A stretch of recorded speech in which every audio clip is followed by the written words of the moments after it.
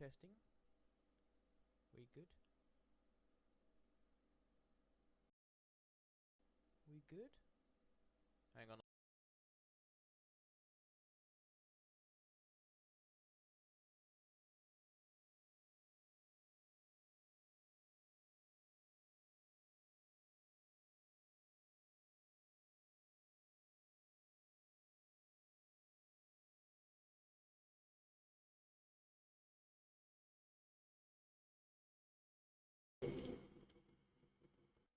Should be that one. There we go. There we go. There we go. There's audio now. Right, okay. There we go. I think I fixed it. I don't know what was going wrong. TikTok audio I've still got to mess with a little bit for whatever reason. Oh, no. That's the settings. I need to sort the sound mix here. I don't know why. There we go. Is that better? I don't know why it's so quiet on YouTube. For some reason, you can't hear me. You should come through now. Is that? There you go. The sound should be coming through now. I should have fixed it now. Let me know if you can hear me. Let me know if you can hear me. That's what I'm trying to fix. It should be fixed. It should be fixed on TikTok. I don't know what. I'm trying desperately to fix TikTok, but I think that's just gonna my current TikTok setting. Wait. The volume might be too loud for some viewers. I don't know why. Okay, we'll leave it at 150, and then like if it's for some reason TikTok really wanted for some reason TikTok really wanted to have yeah, no, I have to physically yell down the TikTok, so I'm gonna just knock it up to like 500. Because I don't know what's up with TikTok today. But yeah. Am I still yeah, the audio stuff should be fixed. It might be your YouTube stuff. TikTok, if you're on TikTok, you're probably gonna have to go over to YouTube today because for some reason the ever useful TikTok live studio is. Have I got an echo going? Have I got? Yeah, there'll be a bit of an echo because I was testing out the YouTube live studio. Right, okay. I think we're sorted. If there's any more problems, we'll get to it. Why is there adverts now? Right. I think that's Genghis Khan. As we get into this list and as we get into the different groups, I will probably start over pronouncing names from different groups. I'm honestly amazed. What was that? It was Isabella, wasn't it? It was Isabella of Aragon. Yeah, Isabella of Castile, Numpty. It's her husband we're talking about today.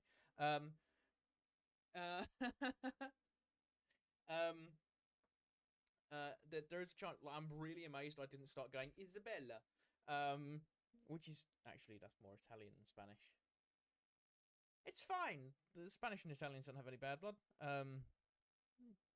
20 Americans watching. That's a Europe joke because for every 4 square foot you travel in Europe, they hate each other. Getting an error message from it. Julius Caesar. Yeah, right. The reason in a lot of my videos, I need to actually get back to doing some more TikTok stuff. I haven't like a notes folder on my phone of like all the like sketches I want to do, and I just need to actually. It's not about the time. I do kind of have the weekends, and I could probably start producing content again. It's getting in the mental space, and I'm not gonna lie. I'm currently thinking of taking like 6 months break from creating my own content because I have a job now and stuff, and this is enough of a creative outlet for me. I'm just sort of taking that time and focusing more on my writing at the moment, and then at some point I might get back into it, and it will be once I've got into a rhythm and I can like balance stuff out. At the moment I'm forever busy. You might see some content with another content creator this coming weekend. Snogmary Kill, Richard III, Henry III, Cleopatra. I need to get a picture of Henry III up. I've got a visualization of Richard III, who wasn't a hunchback. That was a Shakespearean invention. God, I think Henry was the... Oh, that's a Wikipedia article. We can ignore that. You've seen the lady from Wikipedia recently, that interview where she's going crazy and like, yeah, no, we just like edited stuff to fit our agenda. Sorry, what? You're meant to be an unbiased source of information. King of England 1260. During the time I had control of the government, I really should be doing this because I need to focus on the actual list, and then we can start adding people in. Hubert de Bar ran the government until he was dismissed by Henry in 1232. Too ambitious friendman. You know what? We're gonna marry Cleopatra, right? We're gonna snog Richard III because, quite honestly, I think he needs to pick me up. And then we're gonna kill Henry III because I'm. What was your house? What house was he? Here we go, Dynasty. Oh no, he's Plantagenet! I like the Plantagenets. Oh well, I had to kill a Plantagenet king either way. Actually, no, Richard III kind of screwed up England and allowed Henry Tudor to get in. Actually, no, I swap that around. We'll kill Richard III. Sod him. Useless. Die hard, Richard III. Fangirls are about to get very mad at that. It's fine. We upset the Karl Marx fanboys the other week. I looked at the comments. Someone was very mad about me. I always get, whenever I talk about Karl Marx, it's always the same one. Where is the anti-Semitic? In his writings. He points me the quote when here's an entire book called The Jewish Question. But yes, I'm glad everyone's here. Probably check TikTok, see if anyone's complaining. Can't. Matthew Berry S tier. Who's Matthew Berry? Where does he fit in the historical landmarks and context? I really need to. This is why the show takes so long, and I only give like two. There's two Matthew. Oh, Matthew. Oh, I know which Matthew Berry you're saying. To be fair, you know what? I could probably do modern figures. His role in the Fallout TV show. Is that something I'd be interested if I visit? Because I really want to dive into that, and I don't know if I'd want to do it in video format, and I might do it in a live stream format.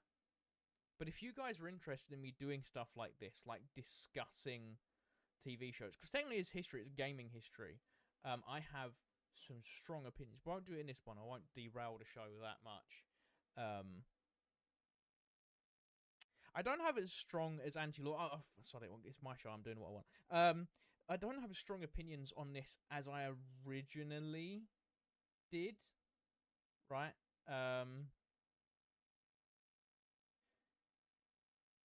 But I still disagree with the treatment of the NCR strongly. I know everyone's saying, "Oh, but the NCR's still out there." No, it's. I'm much going to go into it because I know there's people who are watching who haven't seen the show. Spoilers, but I just the NCR. Yeah, I'm too much of a New Vegas fanboy to let it slide. I am that New Vegas fanboy. I'm very when it comes to Elder Scrolls and like when Elder Scrolls Online came out and Cyrodiil wasn't a forest, and they went, oh, it was because the lore books were wrong. That was the retcon. That was as much effort they put in. A bit like saying there was always female custodians. But that was the level of effort they put in. It was like, oh, no, there was always a forest. Don't know what you're talking about. It wasn't Tiber Septim. He didn't come in and like clear the forest out or the marshland. No. We just it's not because we now have like this technical issues that we have with our system that we need to do this edit, and we're just going to gaslight you into that was the law the whole time. No, that was what ESO, and that's what really bugs me. I do play ESO now. It's an all right game. It's not truly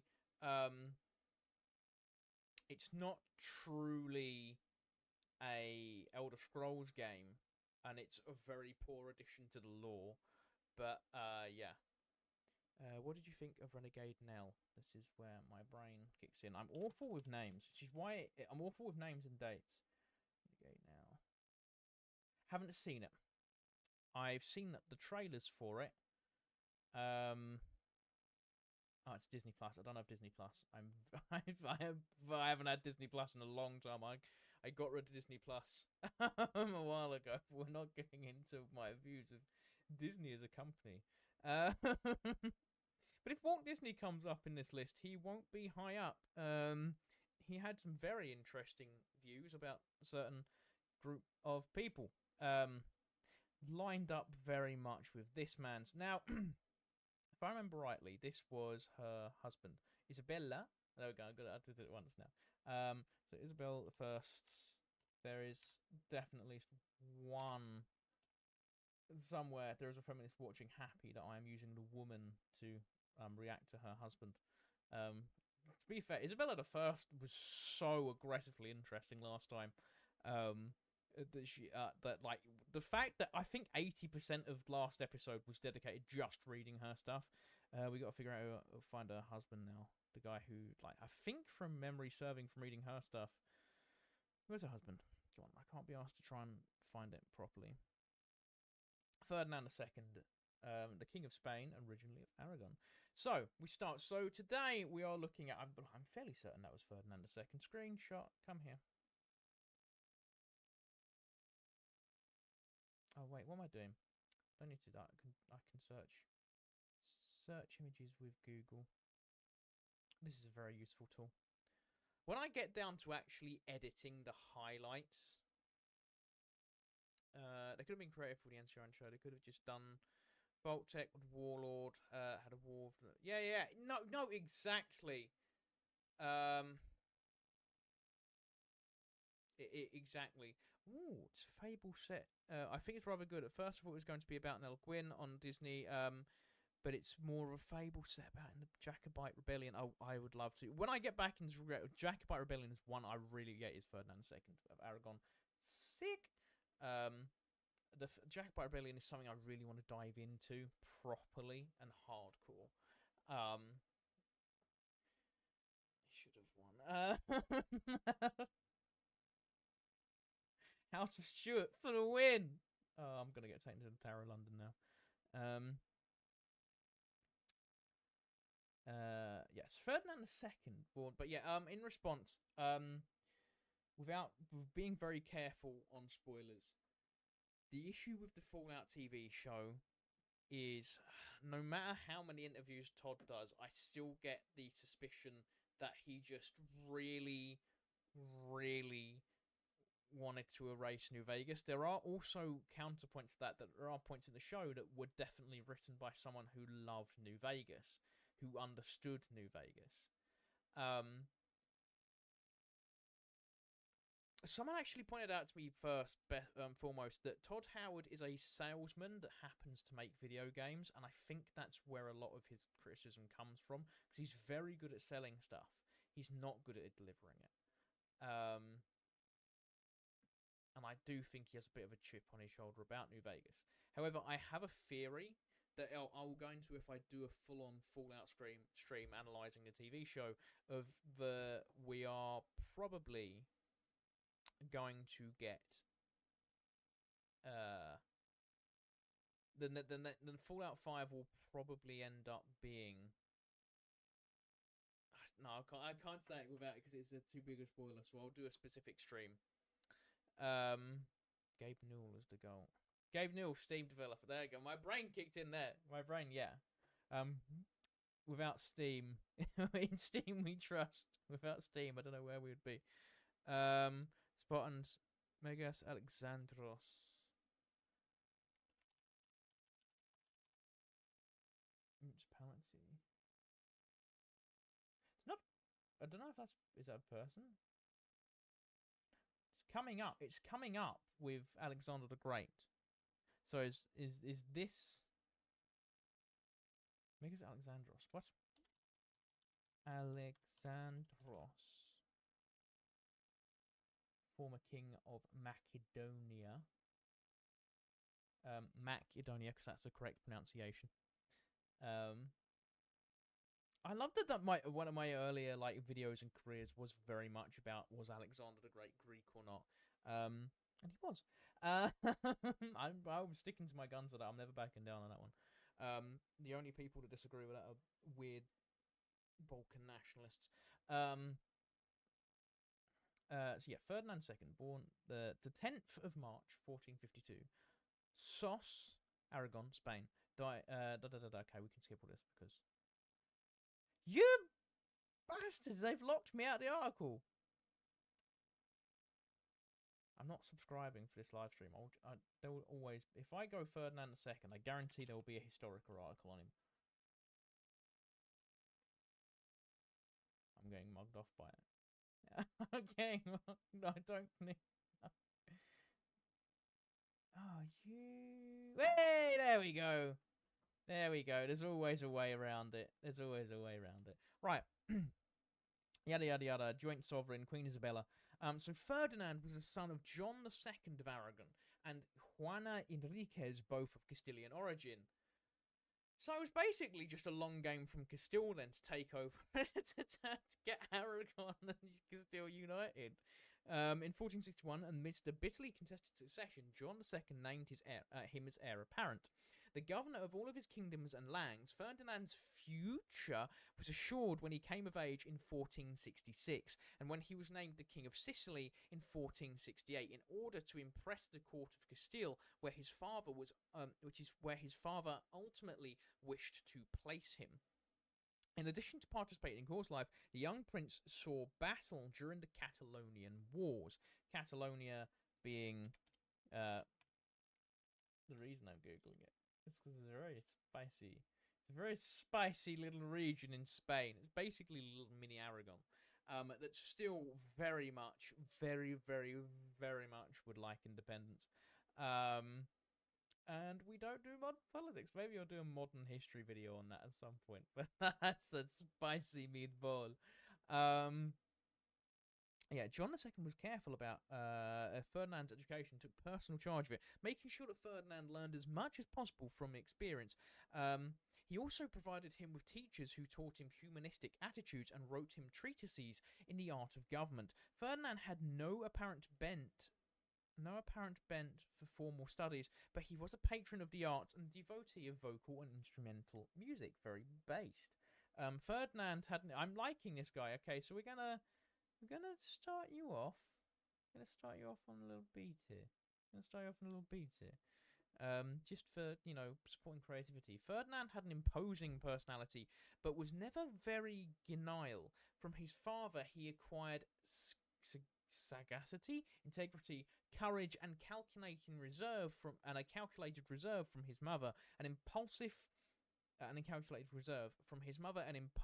emotionality, which he generally repressed. Under the responsibility of kingship, he had to conceal his stronger passions and adopt a cold, impenetrable mask.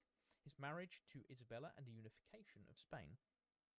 He married the Princess Isabella of Castile in Valladolid in October 1469. This was a marriage of political opportunism, not romance. The court of Aragon dreamed of a return to Castile, and Isabella needed help to gain succession to the throne. The marriage initiated a dark and troubled life in which Ferdinand fought with the Castilian and Aragonese on the Castilian and Aragonese fronts in order to impose his authority over the noble oligarchies, shifting his basis of support from one kingdom to another according to the intensity of danger. Despite the political nature of the union, he loved Isabella sincerely.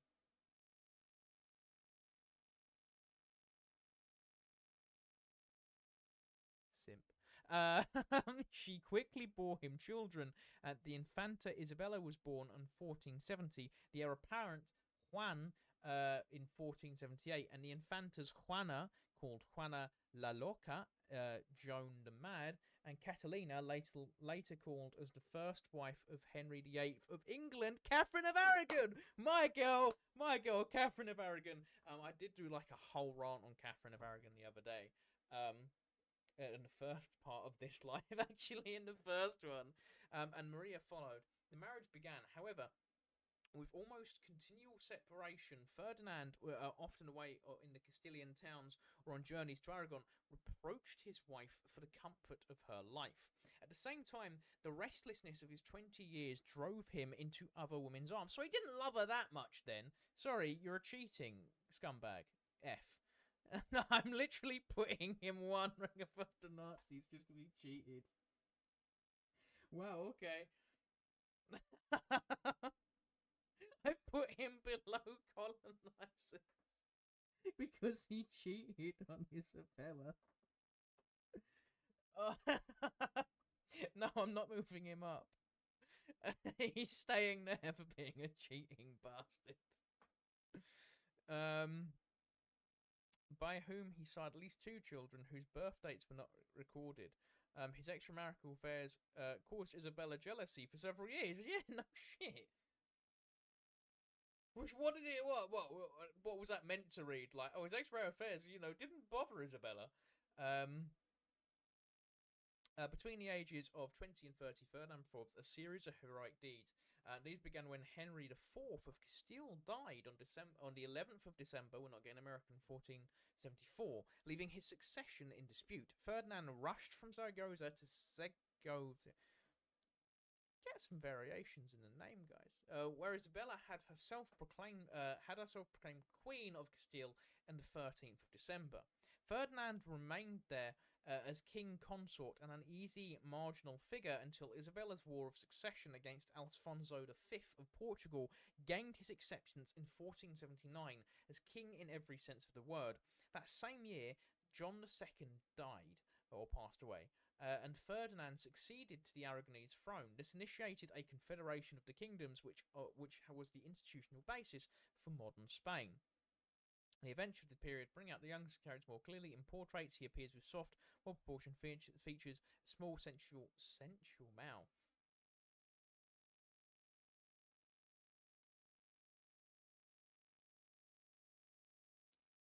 I feel really uncomfortable reading that. And pensive eyes. His literary descriptions are more complicated, although they agree in presenting him as good-looking, of medium height, and good rider, devoted to games and to the hunt. He had a clear, strong voice. Whoever wrote this article really, really wants to time travel and check.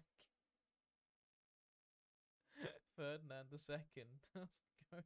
Yeah, they clearly got a thing for him. And his sensual lips.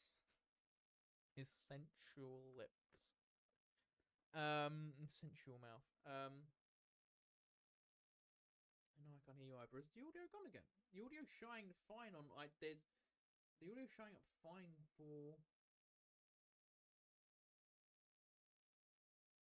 mouth. No, I can't hear you either. Is the audio gone again? It might be showing fine on Let me see if I can. The audio's showing up fine for Some of my fans, it might just be the noise cancellation struggling. No, I can't hear you either. Is the audio gone again? It might be showing fine on Let me see if I can. The audio's showing up fine for. There you go. Is that better? Let me know in the chat if that's any better might at just all. be the noise cancellation struggling. No, I can't hear you either.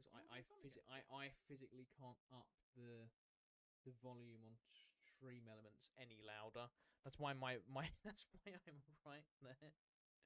Hang on, let me have a look on the phone. Hang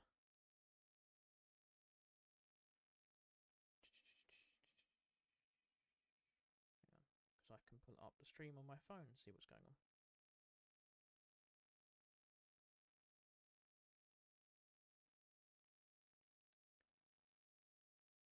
Right, am I audible to myself? I think I am. I think the audio is yeah. Okay, I think the audio is working then. I don't know why. I'm getting some people say I can't. I was watching Geeks and Gamers the other day, and they had people just disappear. It's why it's one of the reasons I fundamentally do not watch.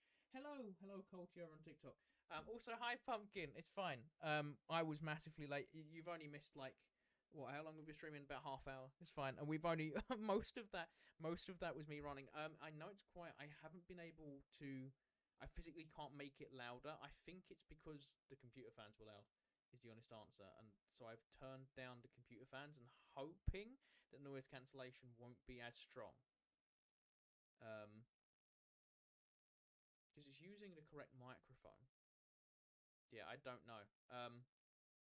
It's got to be YouTube. It's YouTube's end, unfortunately. I have no way around that, annoyingly. But yeah. Anyways, getting on with the cheating bastard that is Ferdinand II.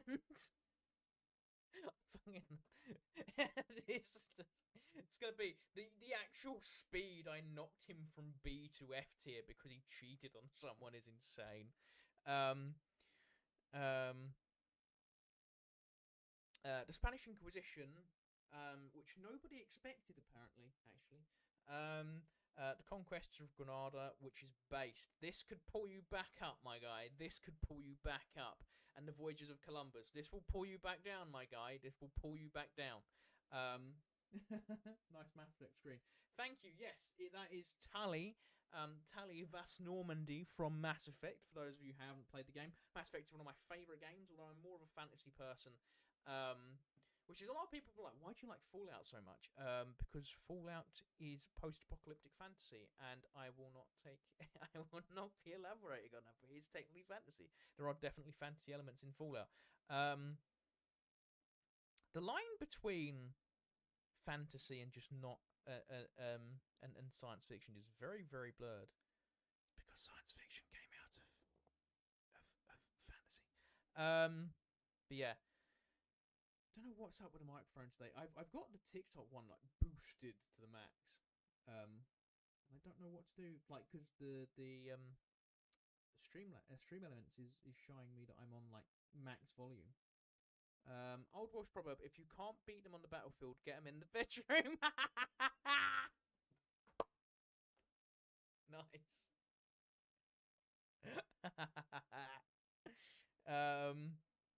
That's basically how most kingdoms are overtaken. Is like, well, we can't win. Guess we get married now. And then it was basically a guessing game of whoever. Like, if you've played Crusade, I say this to everyone: if you're interested specifically in medieval history, play Crusader Kings, because you'll understand the mindset of the kings and queens so quickly. Because so quickly, like, I tend to only do matrilineal marriages. And I used to only play Cathar in Crusader Kings 2. And then when I started, like, I forced myself to actually play like more realistically, because realistically a Cathar count is going to get absolutely evaporated in seconds in medieval England. And so if you play it realistically, if you're playing like proper Catholic run-throughs, not in Ireland, because then you get Insta and stuff, and then you're like sitting there, your brain starts to rewire. You start to sit there, and I'm being very careful because I know that you guys are going to clip these. But the issue is, like, if you're playing this, you start sitting there and you're like, oh, daughter, shit. But then you go, oh, if I could get a matrilineal marriage with her, and then he has a son. Then you start, like, the amount of times I've done that, and I've killed off their heirs, so the only person left to inherit is daughter, which triggers off a succession war, and then you absolutely eviscerate the counts who are against your dynasty, and you get to then execute them. You're playing like sometimes you want to trigger succession wars so that you can wipe out and, like, if you're playing Byzantine, castrate or blind, and you get such an even better look at that. It's very good Welsh proverb, very amazing. The joke did make me laugh, but it's very, very true. Is that the reason that a lot of the royal families of Europe became, in fact, world over, it's the reason aristocrats and monarchies and nobles always end up being very inbred, even if you're in the American political dynasties, is because everyone's making alliances with each other. And everyone's trying to overtake each other.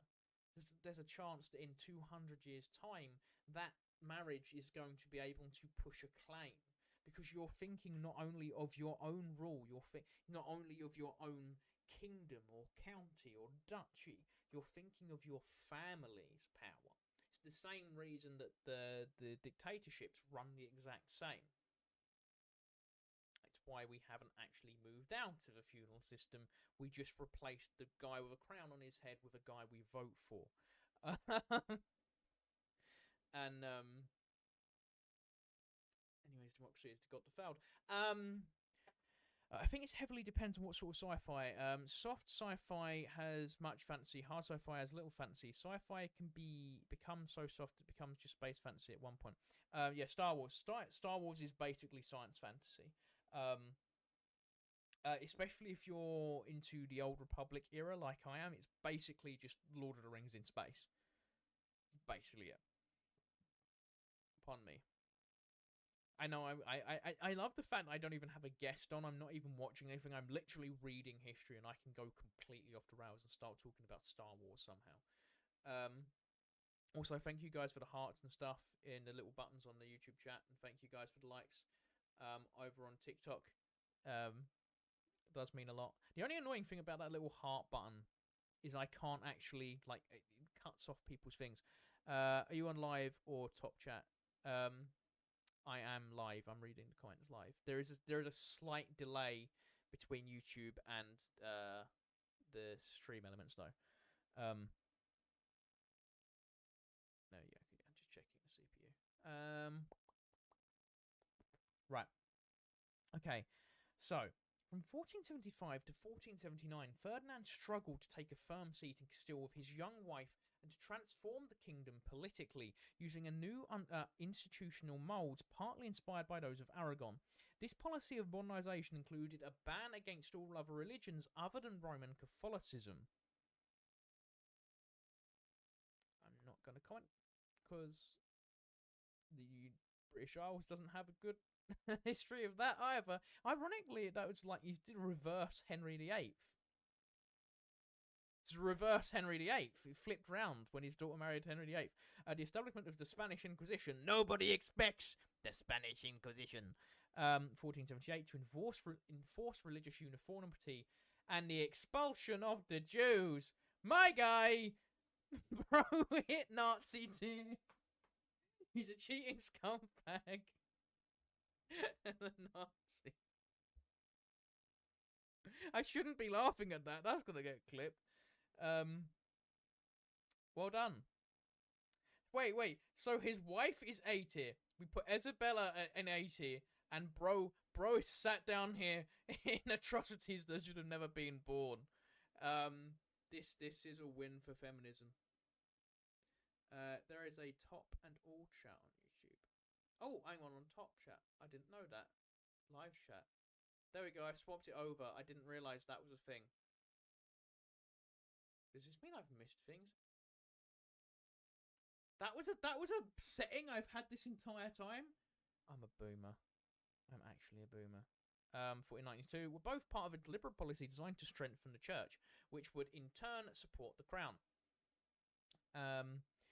In the years of 1482 to 1492 were frantic for Ferdinand, in between cheating on his wife and expelling the Jews.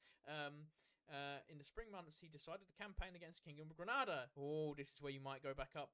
You might manage to make your way back up to F tier, showing his military talent to good effect. And he conquered the kingdom inch by inch, telling his wife that was big. Winning its final capitulation on January the 2nd January 1492. I'm not American. And during the months of rest from war, he visited his kingdoms. Yeah, missed off. I'll go over it again. I'll go over the comments at the end of the show, to be fair. Learning their geography and problems firsthand. The conquest of Granada made it possible to support. Bro is staying there. Bro is staying there. If Columbus is like on my level with Cromwell, with how much I despise him, it's very anti-Christian of me. My Lord and Savior would not be happy with me saying that. The voyages of the exploration across the Atlantic. It is not known what Ferdinand thought of Columbus or how he judged his plans, nor can it be stated that his first trip was fine. Because the person who wrote this simps for Ferdinand so much, they are desperately trying. He didn't know that Columbus was going to spread disease and stuff. We didn't know about the syphilis and the moon lying. Seriously, I think it was Columbus that said that. Yeah, I brought the moon back, or whatever. Basically, did what the Falmor did to the Khajiit. That's an Elder Scrolls reference. Nor can we say the first trip was financed from Aragon. Oh, okay, so it just allowed it to happen.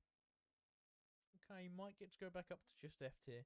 Some of Maravides came from the funds of the Santa Hermandad Holy Brotherhood. Nevertheless, Ferdinand was present at the development of plans for the enterprise in negotiations to obtain the Pope's backing for it. In the organisation resulting in the American colonies, at the age of 50, Ferdinand was an incarnation of royalty, and fortune smiled upon him for various reasons, particularly for his intervention in Italy. Pope Alexander the VI Pope Alexander VI gave him an honorary title of the Catholic on the 2nd of December 1496, but he also suffered a succession of tragedies. The heir apparent and his eldest daughter both died, and the first symptoms of insanity appeared in his daughter Juana, and his last daughter married Henry VIII.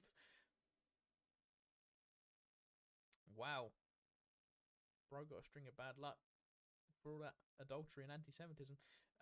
He was wounded in Barcelona in 1493, but this was unimportant compared to the family injuries he suffered, which culminated in the death of Isabella in 1404, the best and most excellent wife the king ever had. Yeah, there's a reason she's an A tier. In 1505, to secure his position, so Ferdinand signed a contract to marry Germaine de Foix, the niece of the King of France. Can't make him go any lower, can I? That was a joke about him marrying a French woman. This too was a political marriage. Yeah, no shit. Although he also showed her the highest regard. He was cheating on them. I'm assuming he was cheating on her as well. If he loved Isabella and he cheated on her, I'm assuming he probably cheated on Germaine de Foix. It's giving the Whitakers vibes. Stanley in 15. Not as good. Good and what? He's not as good in her daddy if he offers you a treaty from the fancy dish. What?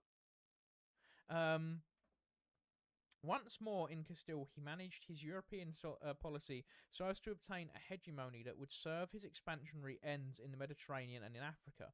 In 1512, he immediately after the schism of the Church, in which the kings of Navarre participated, he occupied their kingdom and incorporated it into Castile, one of the most controversial acts of his reign. Death and legacy. In 1513, Ferdinand's health began to decay, although he was still able to direct his... Wait, so how far... Barat lived by 9 years. Direct his international policy and prepared the succession of his grandson and the future emperor Charles V. In early 1516, he began a trip to Granada. He stopped in Madrigalho,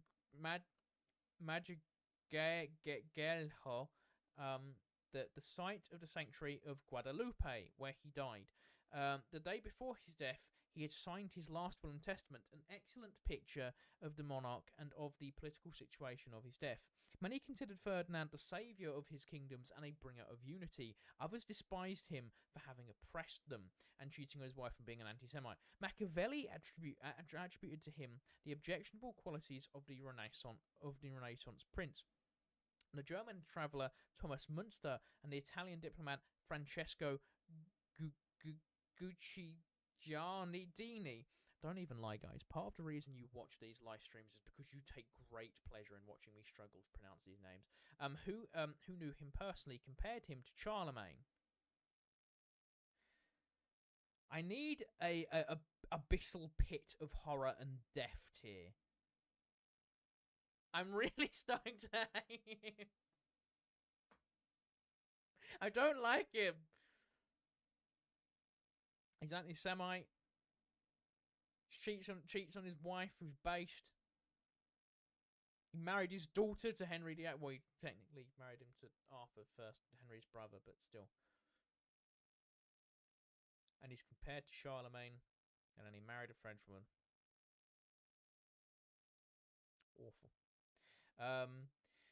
His will indicates that he died with a clear conscience, ordering that his body be moved from Granada and buried next to that of his wife Isabella, so he could cheat on her in the afterlife, so that they might be reunited for eternity. Imagine if he got up there and she was just like chilling and speaking to Jesus, and he was like, you're gonna go on those escalators down there. What's an escalator? Well, you're gonna learn today, because it turns into a slide straight down. After God, because of my work and my labor. Okay, right. Moving on. Oh, he looks Russian. Is that Peter? Where's my little search Google? How long did that take me? Okay, we're 40 minutes in. I'll probably go till just before 8 today. I've got a hard stop because I'm playing D&D. It is Peter. No, is it? Yes, Peter the Great. It's Peter the Great. Right, Peter the Great. We'll do a little. We will do a little search on him so I can actually read up on him. But from what little I do know of Peter the Great, right, he wanted to restore the Eastern Roman Empire. He wanted to battle the Turks. I am nervous to put anyone in this. I am very nervous to put anyone in that tier.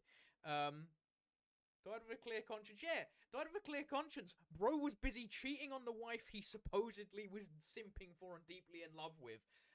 He kicked the Jews out of his kingdom for religious uniformity and then banned all other religions. Started the Spanish Inquisition, one of the most awful, the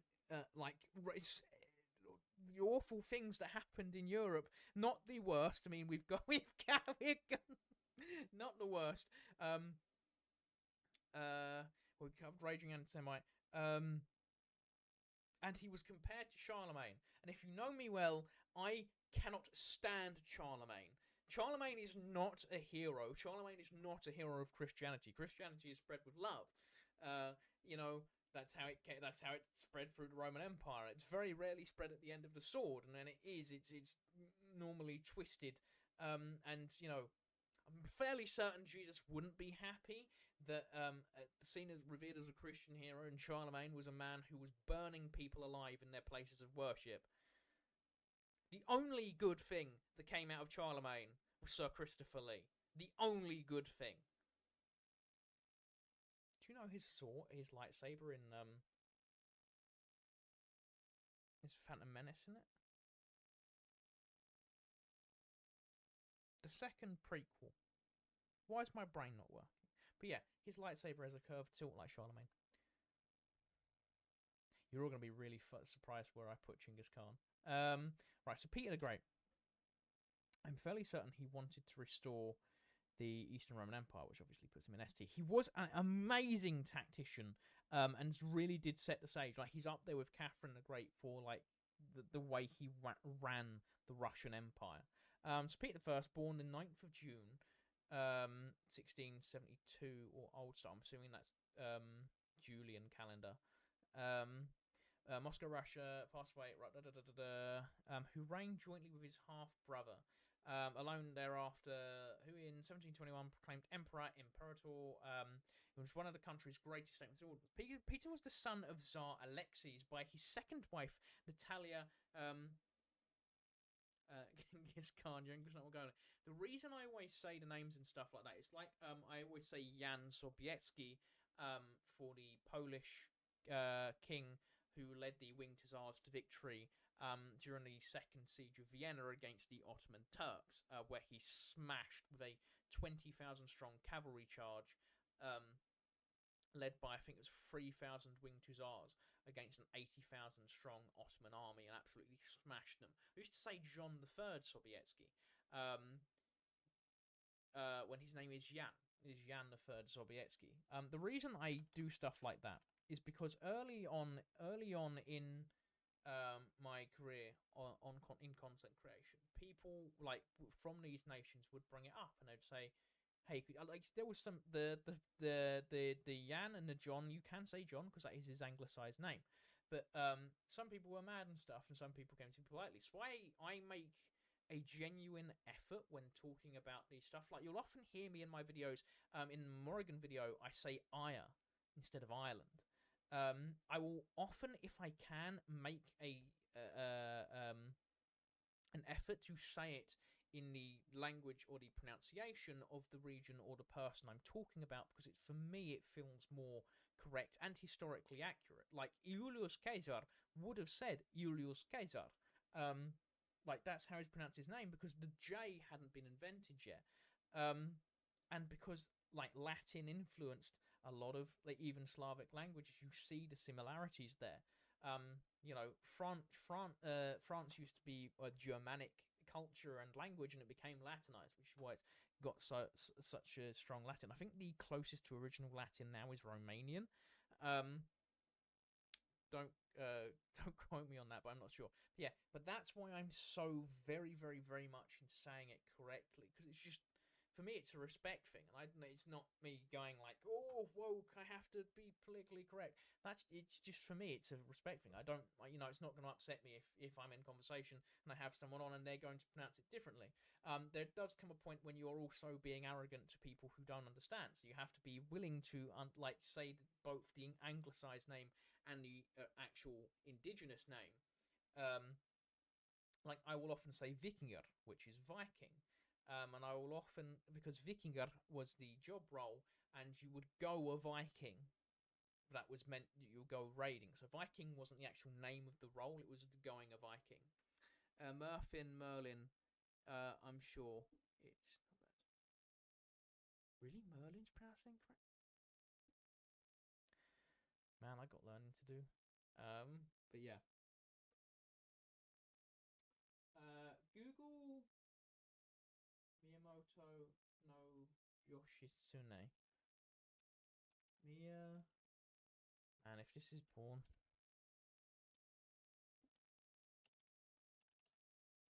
Miyamoto no Japanese samurai. Miyamoto clan. This could be an interesting person. Again, I do need I will be looking at figures to do videos on. I've still got a video half researched on Selkies that I've got to finish off. That might be my return to form. Or it might be a historical person, I don't know. We're gonna finish off looking at Peter first though, because I've run on enough of a tangent. But yeah. Also, just be glad I'm not going Natalia. I'd like to really live in Natalia Kirillovna Narishkina. And there's also another reason I always say names like that. It's because when I can pronounce them, it's fun to do. Because half the time I look like a tit trying to pronounce them. Unlike his half-brothers, sons of his father's first wife, Maria Ilinachta Miloslavaska, is probably excuse my bluntness, but the sound is so low I can barely hear you speak, even with Mac volume. I'm trying desperately. I've not been able to fix that. I don't know. Trying to be Welsh researcher dancing around the Roman Celt section. It's very funny.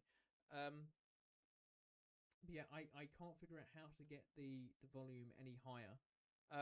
Because OBS is telling me it's like high.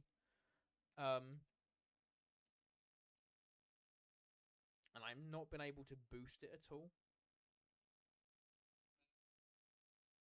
It's coming out fine on my phone. Yeah, it's coming out perfectly fine on my phone as well.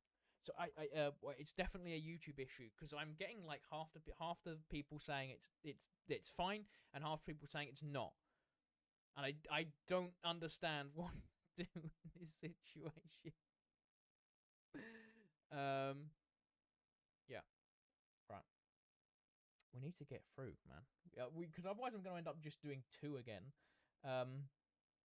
Right. Sickly seared youth relative. Let's just go because I know he tried external events. At the beginning of Peter's reign, Russia was territorially. Well, actually, no. People watch this because they like me going in depth, and so we'll keep that. Even if we do 2 figures each live stream, if this live stream takes me 6 months to complete, that's what we're doing.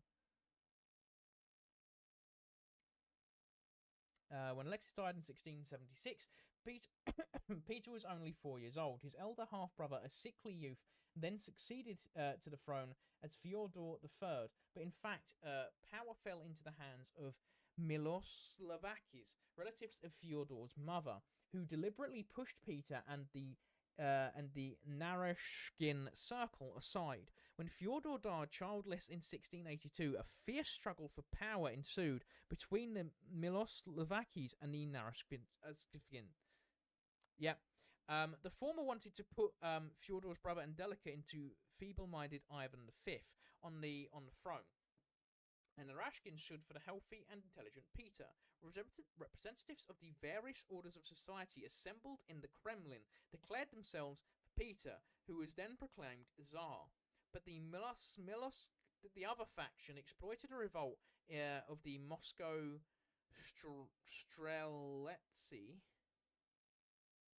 or musketeers of the sovereign's bodyguard, who killed some of Peter's adherents, including Matiev. Ivan and Peter were then proclaimed joint Tsars, and eventually, because of Ivan's precarious health and Peter's youth, Ivan's 25-year-old sister Sophia was made regnet, or regent.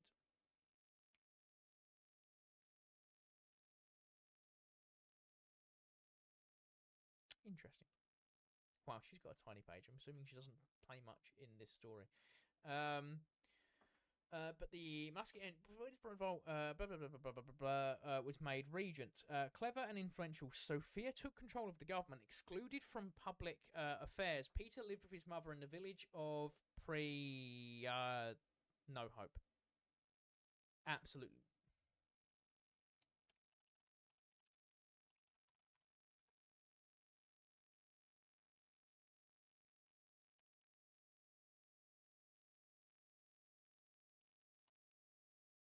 Преображенская. Преображенская. That. Near Moscow, often fearing for his safety. All this left an what's wrong with my brain? I can't read. Irreparable impression on the young Tsar, and determined his negative attitude towards the musketeers. One result of Sophia's overt exclusion of Peter from the government was that he did not receive the usual education of a Russian Tsar. He grew up in a free atmosphere instead of being confined in the narrow bonds of a palace. Whilst his first tutor, the former church clerk Nikita Zotov, could give little to satisfy Peter's curiosity, the boy enjoyed a noisy outdoor games and took especial interest in military matters, his favourite toys being arms of one sort or another. He also occupied himself with carpentry, joinery, blacksmith work, and printing. Isn't it? It's really weird how some of the best statesmen and the best leaders in history always end up having like the worst childhoods. It's like hardship breeds either a villain arc, or you end up. Well, I suppose depending on your viewpoint, Peter the Great is a villain, but yeah, it's really weird. There's just a really common thing, like Saint Olga of Kyiv had a really rough time of it, and she became one of the she literally became a saint. There's definitely a pattern there of people who have suffered and then found themselves in leadership roles either become evil themselves or some of the greatest human beings to ever live. I would love to sit down with a psychologist and historian and discuss that. To be fair, I'd love to hang out with old man Suvorov.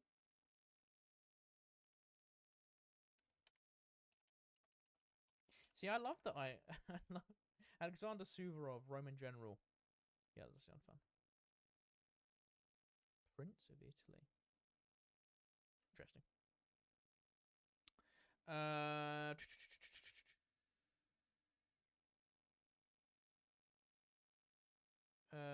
Near. Oh, wait, where'd the Google Translate go?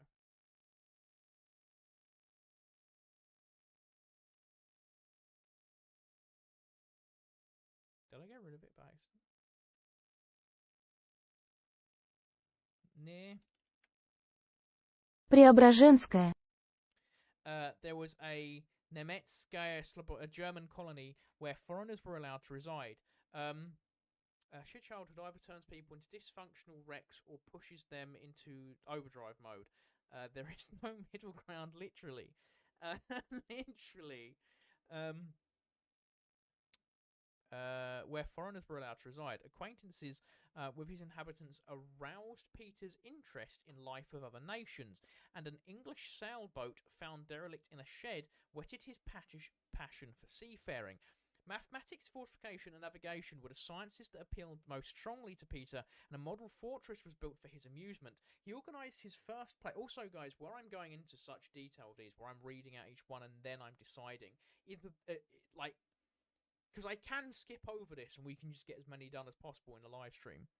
But is this? I mean, I'm assuming it's fun because you're watching, and I'm getting decent amount of chat through. meant to be checking Dynamite. Wow, I've got a lot of people over TikTok. It must be good because there's a load of people on TikTok. Please buy Odin's scrotal hair. Please zoom in. My guy, I would like to read. Yeah, certainly. The best way to read it is also go on. Oh wait, that's gonna look horrific on YouTube. I'm gonna have to leave it as it was. I know I do. For beginners, it's too small to read. Make break. Don't start. Not now.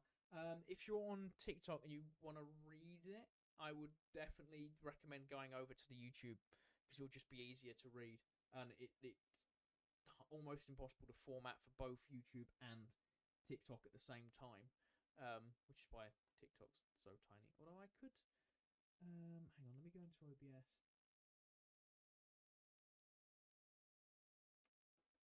And that might work. That might make it a bit better.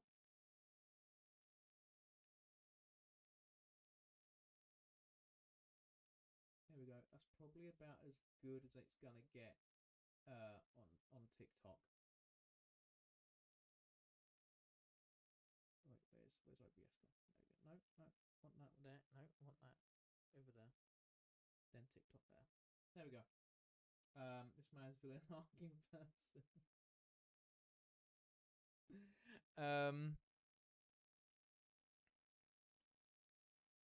To become a nucleus of a Russian family. Early in 1618. Where was I? Model fortune, blah blah blah blah. Early in 1689, Natalia Narishkina arranged Peter's marriage to the beautiful Yura. Okay, let's be the judge of that. They didn't plop any. There's no photos of her, so.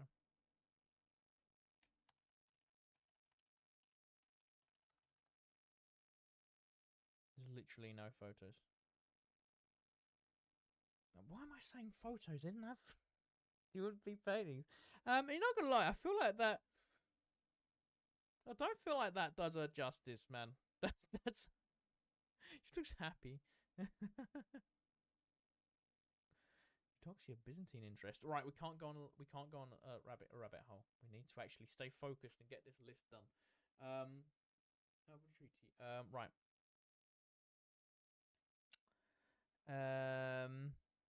But yeah, the best way you're gonna see anything on to read it is definitely gonna be looking over on YouTube, which is why the stuff's there. But yeah, early in 1689, Natalia Narishkina arranged Peter's marriage to the beautiful Eudoxia. I'm not even gonna try. Евдокия Федоровна Лопухина. Yep.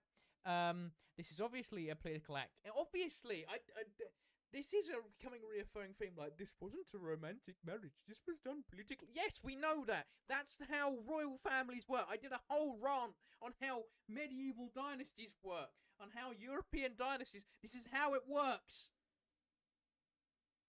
This is how it works. Alliances. Damn it. That's how it works. It's so obvious. That of course it's a political act because there's an alliance. They're trying to make sure that different dynasties work together. And they're also probably, at this point in time, we're just starting to figure out that, hey, maybe I shouldn't shag my cousin. Like that. That's where we were getting to. But yeah. This was obviously a political act intended to demonstrate the fact that 70-year-old Peter was now a grown man with a right to rule in his own name. The marriage did not last long. Peter soon began to ignore his wife, and in 1698 he relegated her to a convent. Guess they didn't get on. In 1689, new revolt of the Musketeers took place. And wait, what am I doing? I could just use my special friend. There's no pronunciation guide for that. Brilliant. Sophia and her faction tried to use it to their own advantage for another coup d'état, but events this time turned decisively in Peter's favour. He removed Sophia from power and banished her to the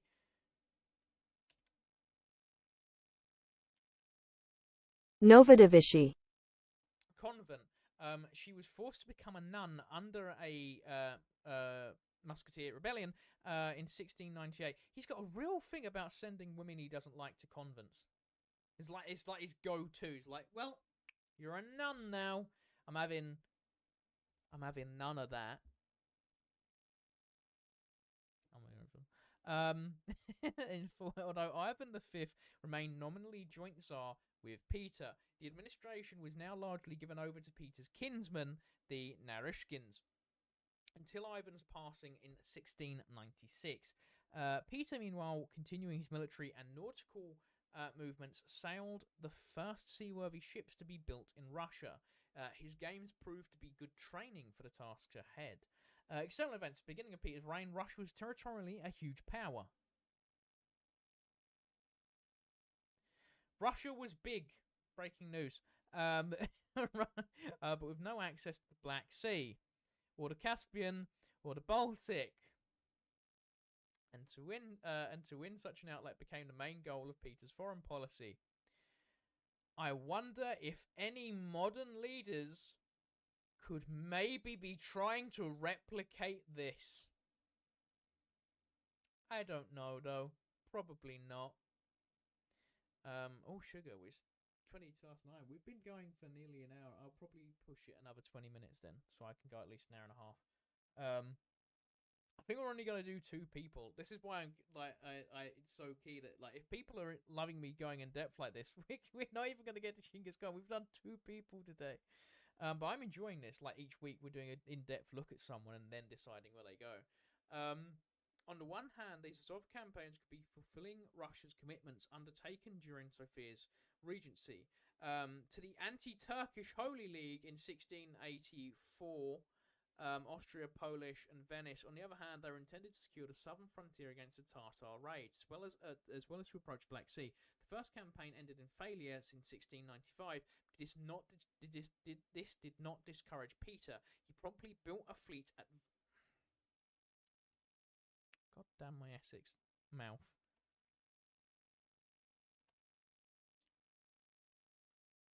Wow. Google just said, wait, that's not Russian. Воронс. Sail down the Don River. And in 1696, Azov was captured. To consolidate this success, Taranrog was founded on the northern shore of the Don estuary. Pardon me. And the building of a large navy was started.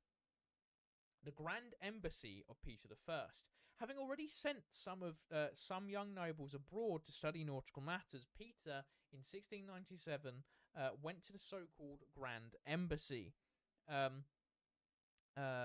Went with the so-called Grand Embassy to Western Europe. The embassy comprised of about 250 people, with the Grand Ambassadors of France Lesort. Oh. There's me earlier going, yes, I pronounced the names correctly. Jan Sobietsky. I say Vikinger. I say Julius Caesar. I say Genghis Khan. You know, I say it all correctly, and I can't. Федор Алексеевич Головин. No way my tongue can move in that pattern. Федор Алексеевич Головин. Fyodor Alexeyevich Golovin. Федор Алексеевич Головин. Fyodor Alexeyevich Golovin. I got it. There you go. Fyodor Alexeyevich Golovin. And oh my, I just know my tongue isn't going to work. It's like when I come up against Прокопий Возницын. Prokopy Voznitsyn. It's like when I come up against old Gaelic. There's actually a rule of thumb. If you're ever doing YouTube videos or doing anything, you have to speak or say a Gaelic name, specifically old Gaelic as well. There is a rule. If you look at a Gaelic word and you think you know how to pronounce it, you don't. Because you don't pronounce Gaelic how it looks. Case in point.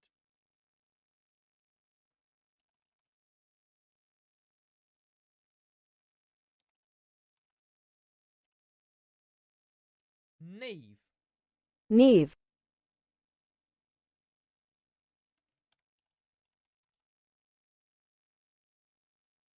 Siobhan. Siobhan.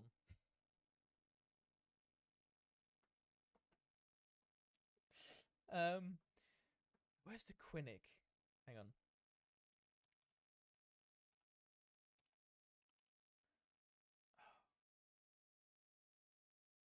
I can't remember how to spell it.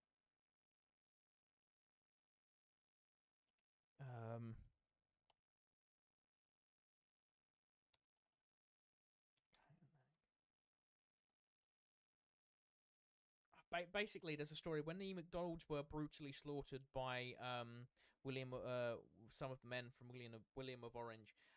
There was a creature which is a bit like a banshee, but it's for like much bigger tragedies. Called the Quinnig, and the Quinnig is spelt nothing like I'm pronouncing it. It's like carrion egg or something like that. It's really hard to, and I can't remember how to spell it because it's so different. But yeah, Siobhan, like if you look at a Gaelic word and you think you know how it's spelled, you don't. How it's pronounced, you don't. Like, yeah. At his head, his chief purposes were to examine the international situation and to strengthen the anti-Turkish coalition. You know what? We're gonna have him as our first legend very early on into the series. To be fair, I'm obviously I wouldn't say I'm a harsh critic because everyone here deserves to be there. But yeah, off topic, but how Stoic? Stoic the dog is doing absolutely fan-dabby-dozy. He's having a nap right now, I do believe, and he's just having a whale of a time being Stoic. He's just forever happy. He thinks he runs the place. I ordered a new bag, because I'm probably doing a bit more traveling this year, and I like to have a rucksack on my back instead. And he very much wanted to eat it earlier. He was having a good sniff. He's very curious. He's very smart and stubborn dog, is the old Stoic. But yeah, it was also intended to gather information. Traveling, Stoic is a big baby. Also intended emphasis on the big. Intended to gather information. Culturally, traveling incognito under name was Sergeant Peter Mikolov. I know that's Peter because I've heard it before. And also it's Peter the Great, so it would make sense. Peter familiarized himself with the conditions of the advanced countries of the West. For 4 months, he studied shipbuilding, working as a ship's carpenter. To be fair, either way he died is region enough to put him in legend tier. Exactly. We'll get to that in a second. Ship's carpenter in the yard of the Dutch East India Company at Sardam. After that, he went to Great Britain, where he continued his studies shipbuilding, working in the Royal Navy's dockyard at Deptford. He also visited factories, arsenals, schools, museums, and even attended a session of Parliament. Meanwhile, the services of foreign experts were engaged for work in Russia. There's actually very very nearly. When Catherine the Great took the throne in Russia, like she wanted an alliance with the British, but it never came to fruition. It's in one of the 3 videos I did on Catherine the Great, and I can't remember the exact reason behind it. And you start with Princeps versus Prince, and end up trying to say Clanfair. Hang on, I can't copy that from Stream Elements. I want to see how close I can get.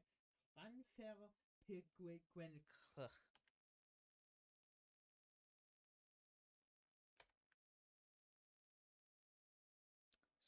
Google's going to give up on it. Lanfair PWLLGWYNGYLL. Llanfair Pwllgwyngyll. Wait, that's the best. Lanfair PWLLGWYNGYLL. Llanfair Pwllgwyngyll. Please, no one click this. Llanfair Pwllgwyngyll. Llanfair Pwllgwyngyll.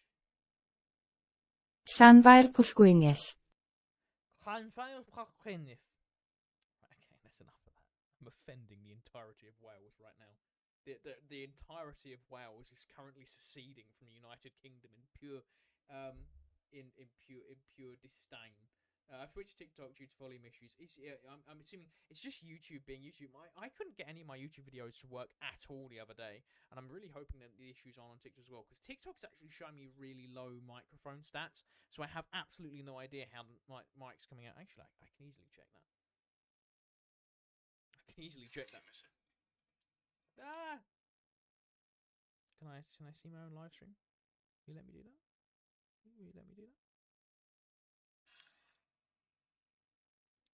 Evidently not.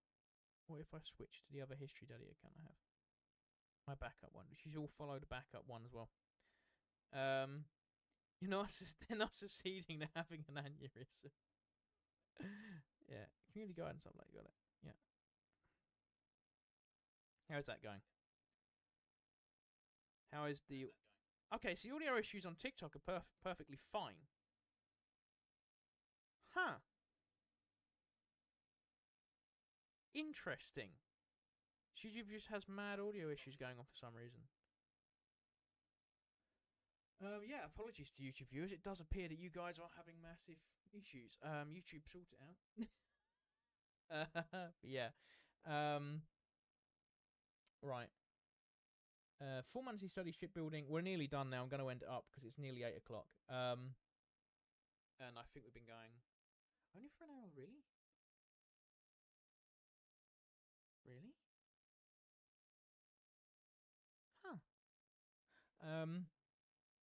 Saddam, after for 4 months he studied shipbuilding, working as a ship's carpenter in the yard of the Dutch East India Company at Saddam. After he went with Great Britain, where he continued his study of shipbuilding, working with the Royal Navy's dockyard at Deptford.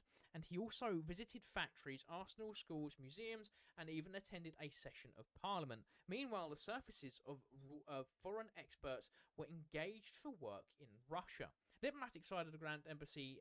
On the diplomatic side of the Grand Embassy, Peter conducted negotiations with the Dutch and British governments for alliances against Turkey, but the maritime powers did not wish to involve themselves with him because they were preoccupied with the problems that were soon to come to a crisis for them, the War of Spanish Succession. Why did we bother with that? Boring. I don't care about the War of Spanish Succession, although that did play a large part in the last one, didn't it? But I don't care. No, wait, no, it didn't, because that was massively earlier. Well done, History Daddy. Can't even get his dates right. This is boring. Do the alliance against Turkey. Wipe out the Ottomans. Could have been made history so much better. We could have restored Rome. I'm doing the proper soy meme.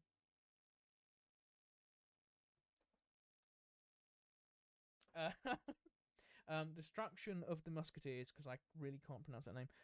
From England, Peter went on to Austria, but while he was negotiating in Vienna for a continuance for the anti-Turkish alliance, he received news of a fresh result from the Musketeers in Moscow.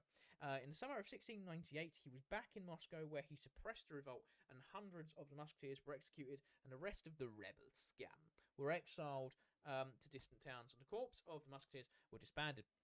The Northern War. When it became clear that Austria, no less than the maritime powers, was preparing to fight for the Spanish succession and to make peace with Turkey, Peter saw that Russia could not contemplate a war without allies against the Turks, and he abandoned his plans for pushing... have you been told you sound like IBX Toy Cat? And it's in brackets, IBX Toy Cat.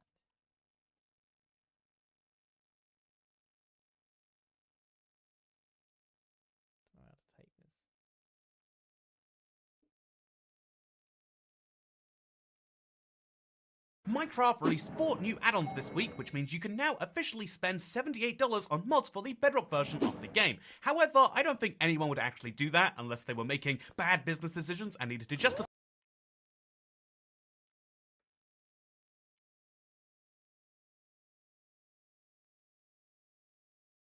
I don't like it.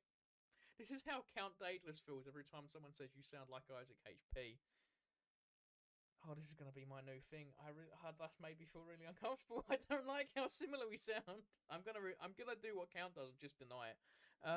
When it became clear that Austria, no less than maritime powers, blah blah blah, could not contemplate war. Yeah, no. Apparently, I sound like him, and Pumpkin Bear, do me a favor and do not tell that to Mattis because he will bully me. That's a joke. I love Mattis. He wouldn't bully anyone. Yeah. Well, he abandoned his plans, pushing forward for the Sea of Azov and the Black Sea. He would never get this. He would never get this. But the Russo-Turkish Peace of Constantinople, fake name. He retained possession of Azov. He was now turning his attention to the Baltics instead, following tradition of his predecessors. Basically, this is just one big Russia try not to attack Eastern Europe or the Black Sea challenge impossible. Might have something to do with the fact the site wasn't unearthed at the time and locals used funny hillocks as cattle grazing ground or something.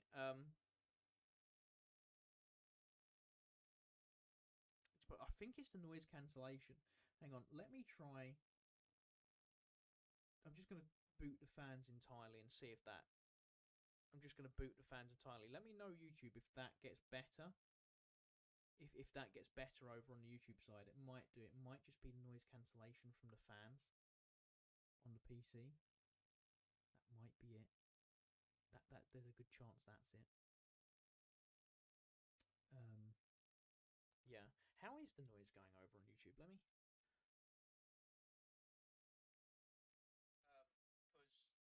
No, my YouTube comes up fine. That's so weird. For me, it's coming up fine. I don't have a clue what YouTube's doing. I really don't know. I can't answer your questions. I don't know what YouTube's doing. I'm trying to fix it. I've turned off. I can't turn off fans actually because the streaming. Yeah, the streaming's gonna fry the CPU otherwise. One thing at point need for taking water and burying some dead. Right, let's get this done because it's nearly 8 o'clock. How long have we got? Oh, blimey, bro did some stuff. Blimey. Turkey. He abandoned his plan, blah, blah, blah. He was now turning attention to Baltics and said, the Swedes occupied Karelia, Ingria, Estonia, Livonia, and blocked Russia's way to the Baltic coast to dislodge them. Peter took an active part in forming the Great Alliance, comprising Russia, Saxony, Denmark, Norway, which started the Northern War in 1700. This war lasted 22 years and was Peter's main military enterprise. In planning it and sustaining it, he displayed his iron willpower, extraordinary energy, and outstanding gifts for statesmanship, generalship, and diplomacy, mobilizing all the resources of Russia for the triumph of his cause, constantly keeping himself abreast of events and actively concerning himself with all of the important knowledge, important undertakings, often at his own personal risk. He could be seen sometimes in a sailor's jacket in a warship, sometimes in an officer's uniform on the battle, and sometimes in a labourer's aprons and gloves with an axe in a shipyard. My guy! Oh, I feel uncomfortable putting you... There's only one person who can sit in that slot. And I don't think they've put him on the list. No, he is on the list. He is on the list. We'll get there when we get there.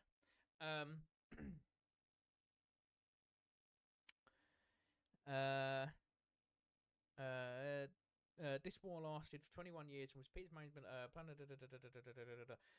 that is unfathomably based. That is unfathomably based. Getting down and dirty with your men. Yeah. Not down and dirty in that sense. Down and dirty like he was working with the... You know what I mean. The defeat of the Russians in Narva 1700 very early in the war did not deter Peter, and in fact, he later described it as a blessing. Necessity drove away but sloth and forced me to work night and day. He subsequently took part in the siege that led to the Russian capture of Narva in 1704, and the battles of Lasenia 1708 and of Poltava in 1709. Of Poltava, where Charles that's the 10th, I believe.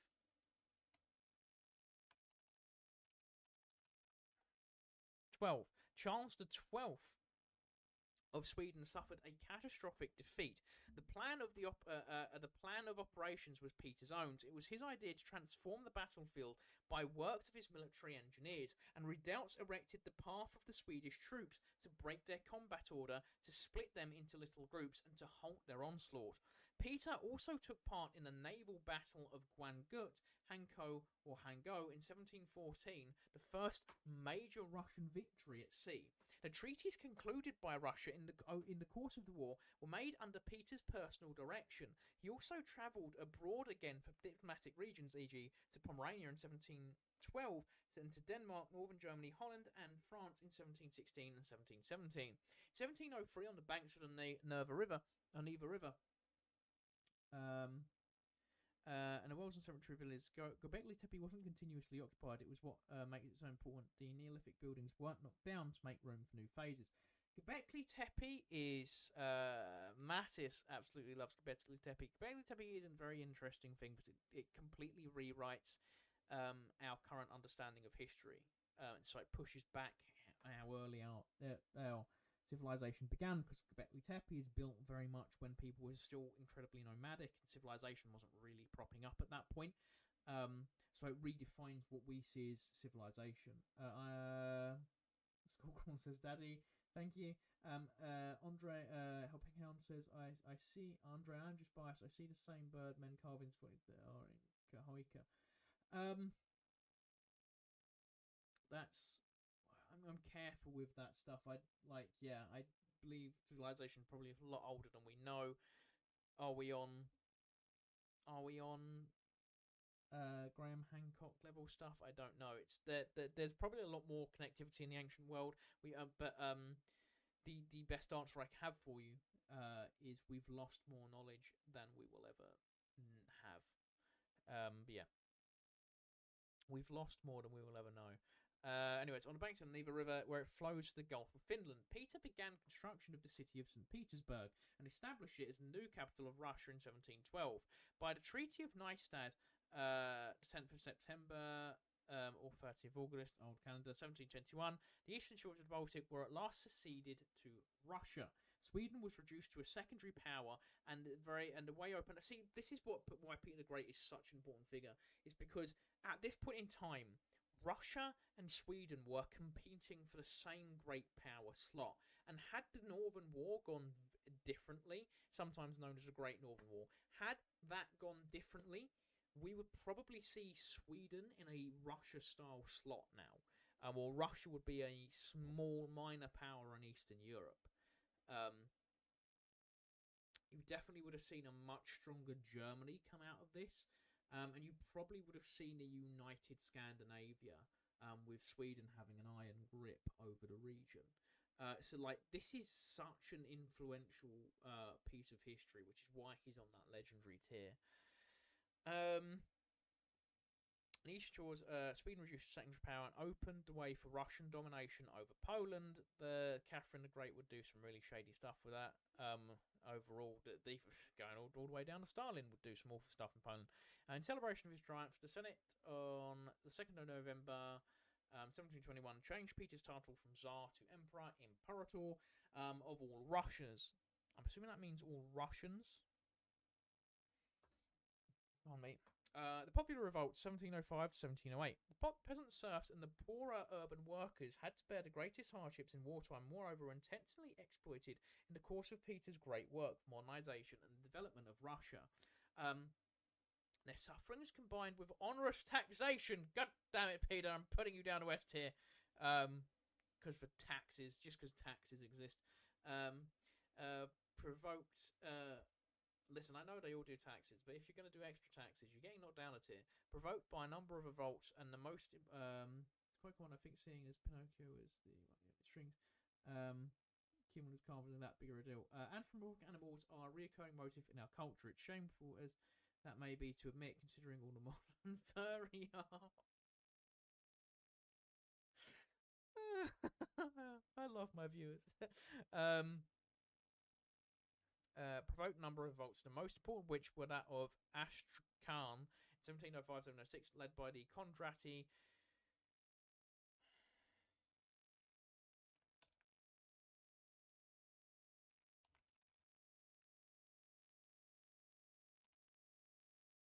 Кондратий Афанасьевич Булавин.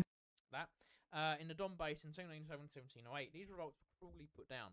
The Turkish War, 1710-1713. In the middle of the Northern War, when Peter might have pressed further into the advantage won at Poltava, Turkey declared war on Russia.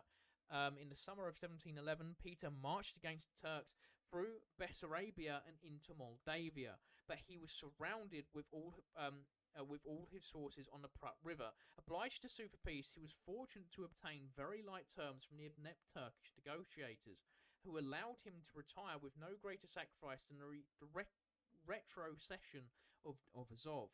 The Turkish government soon decided to renew hostilities, but the Peace of Adrianople at Edirne was concluded in 1713, leaving Azov to the Turks.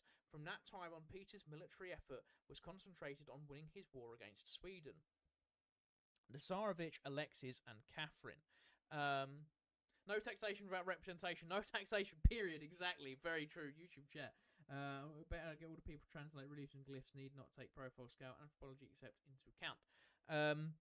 Peter had a son, the Tsarevich Alexis, but his discarded wife Eudoxia.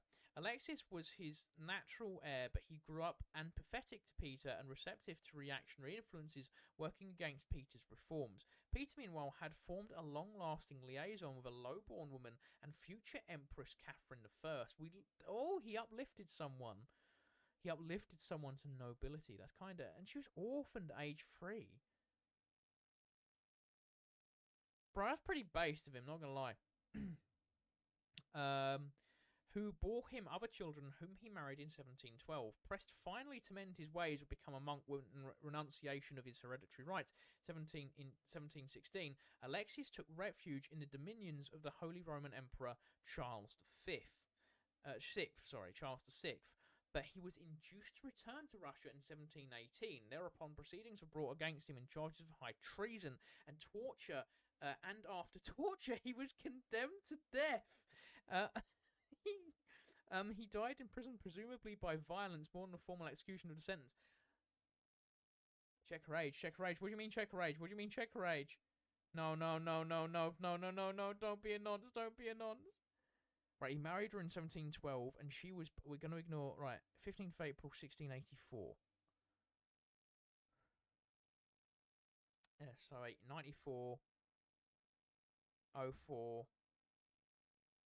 Okay, she was in her 30s. They got married when they're in the 30s. When she was in her 30s.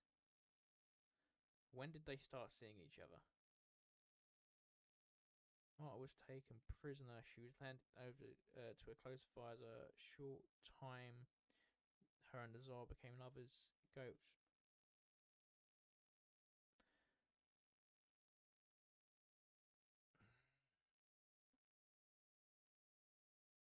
So she was 10 in 1690, which means she gave birth to their first child when she was 19. So I can presume she was... Oh, no! He's a nonce. He's a kind of semi-nonce. Okay, wait. If it was 18... No, but first child, right, because there was no protection, so they probably met... So she was like 19... So she was 18, 19 when they started seeing each other. What was his birthday again? When was he born? So he was in his 30s. So 82, 92... 02. So he had just turned 30 and she was roughly 9. So he was about 32 and she was roughly 19.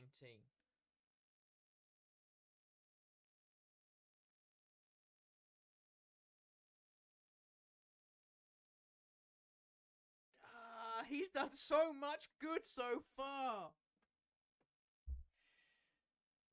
Oh no. It's not technically illegal. It's just iffy. It's not just iffy. Not only that, she was his prisoner. She was his prisoner.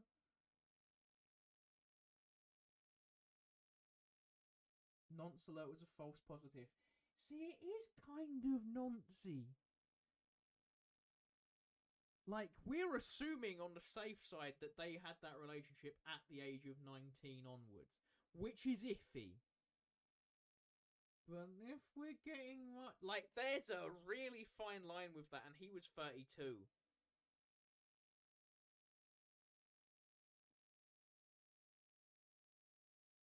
Okay, you're on fire.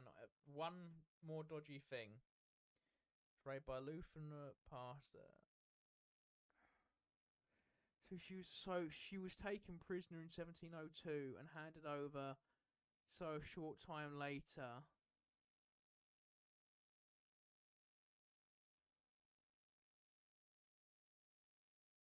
To be fair, with the life expectancy, so considering life expectancy was under 30, the issue with that is it's actually really macabre why that statistic is a thing. The reason for most of human history the life expectancy is under 30 is because the infant mortality rate was so high. So many children were dying under the age of 5 that it dragged the... Like, if you made it past the age of, I think it's 15... your average life expectancy was like 60, and that's through like from the Romans. Like there was Spartans who were like, if you were 60 years old, you were highly regarded because you saw from military service. But like, if you managed to make it past, I think it's the age of 15, you would normally live till about 60. To be fair, like it was very normal for them to be cracking all 16-year-olds. I'm giving him the benefit of the doubt, right? If it's 19, it's not okay. It's still sus, but it's just on the cusp. And also, I'm really trying hard because I'm not been gushing over him so far. Like, I'm just like, buddy, you were doing so well. And he executed his own son, which is a bit Stalin, which is very Stalin. Actually, no, Stalin let the Germans kill his son, so it's a bit different. The Persian campaign. Even during the second half of the Northern War, PS had sent exploratory missions to the east, to Central Asian steppes in 1714, the Caspian region in 1715. So basically, Peter did everything that all of the later Russian... Like, Putin's sitting there going, oh, yes, they will take Eastern Europe, and Peter's like, done that, been there, done that, it was easy, mate. Yeah. I'm getting. This is why I went in that Tucker Carlson. I'm not a fan of Tucker Carlson interview, but I did watch the interview because I wanted to see what Putin had to say, and then he did a subpar history. Like, there was a lot he got right, an awful lot he got wrong as well. As someone who quite likes St. Olga of Kyiv and her portion of Eastern European history, and she's the reason I got into Eastern European history specifically. Because like I've got a 2-part video on St. Olga of Kyiv, and I highly recommend it because I really, really was like, this is a cool woman. Peter sent exploratory mission, blah, blah, blah, blah, blah, blah. Back when droves would die of dental infection, right? Looks at ancient teeth. Teeth, so people getting horrific infections in their teeth more closer to when, yeah, can you imagine Putin and Peter surround over on the TikTok side just got completed, what's your YouTube name? It's on out your TikTok, because I know TikToks are evil. Yeah, Steve, put in, completed it, mate. Yeah, because that's what Peter would sit there. Imagine they resurrected Peter the Great for that Tucker Carlson interview, and Putin's sitting there giving us whole spiel, and Peter the Great just comes up and goes, completed it, mate. Useless. And you're bold. Although mild pattern boldness is not a joke, and you should not feel sorry if you are bold. That's not your fault. That is a natural part in some men's lives, and you should not feel body shame by that. There we go, I can't get cancelled now. That's fine, I'm kind of bold as well. So I can't say shit. 1722, hearing that the Ottoman Turks would take advantage of Pertina's weaknesses and invade the Caspian region. I love that Russia and Turkey were such hardcore enemies. Like, they are each other's number one ops throughout, like, most of the 16th, 17th, 18th, and 19th centuries. Peter himself invaded Persian territory in 1723. Persia ceded the western and southern shores of the Caspian to Russia in return for military aid. That's so confusing. He invaded and then they gave him stuff so that they would help him.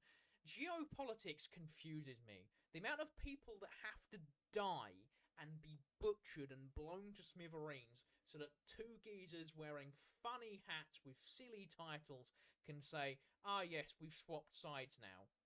Remember, Oceania was always at war with East Asia. Sorry, that was my anti-authoritarian flair coming out. Down with taxes.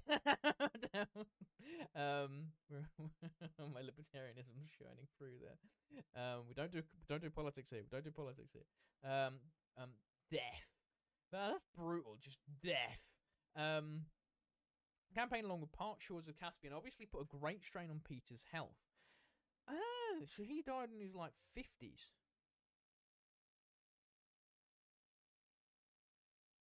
Yeah, he was like in his 53. Already undermined by enormous exertions and also by excesses of why he occasionally indulged himself in the autumn of 1724, seeing some soldiers in danger of drowning from a ship aground in a sandbank in the Gulf of Finland. He reportedly plunged him himself to the icy water to help them. He became severely ill in winter. Okay, guys, right. He sacrificed his own life for his men. If it wasn't for the taxes and the slight noncery, I would put him in the ledger. I still don't like the fact that says SS.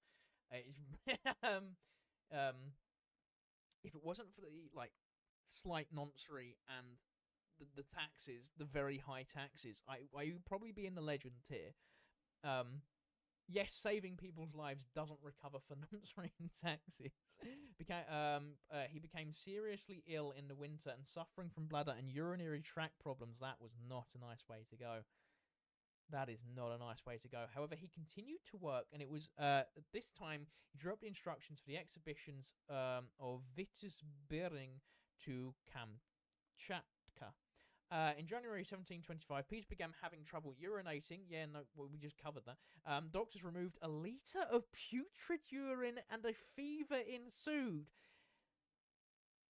I also want to remind you, I was age 52, I was a year off. No anaesthetic. And they couldn't put you to sleep. He was awake and could feel all of that.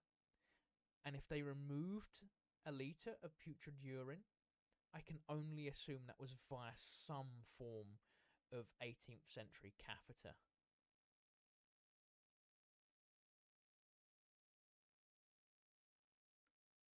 Because I very much doubt they cut him open. Also, a fever ensued, yeah, because they hardcore did some sounding on his dick. Probably without sterilizing anything, because germ theory wouldn't be around for like another 100 years or so. Like 200 years or so?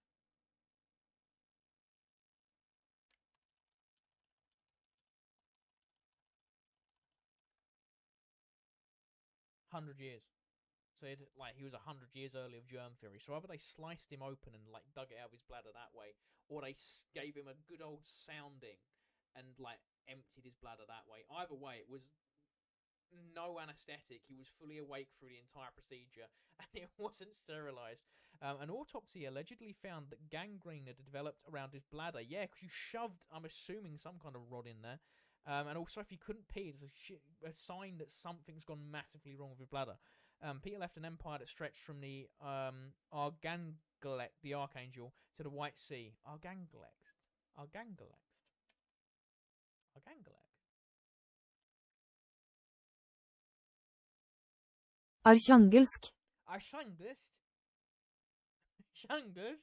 And the Caspian, Baltic, Pacific Ocean. Though he had, in 1722, issued a decree reserving to himself the right to nominate his successor, he did not in fact nominate anyone. His widow, Catherine, whom he had crowned empress in 1724, succeeded him to the temporary exclusion of his grandson and the future Peter II. Many of these sound very similar to Al Capone, but I'm no medical doctor. I don't know enough about Al Capone's deterioration with syphilis to really get into that, nor do I know enough about syphilis. Completely and utterly off topic, but the smaller roller coaster at Alton Towers has consumed my TikTok feed. Well, yeah, Pete from Poe, is he quite to anyone else? I'm having massive issues with YouTube. Some people are having stuff, some people are having it fixed. For me, when I check it, it's coming through fine, so I'm not able to identify the problem to fix it.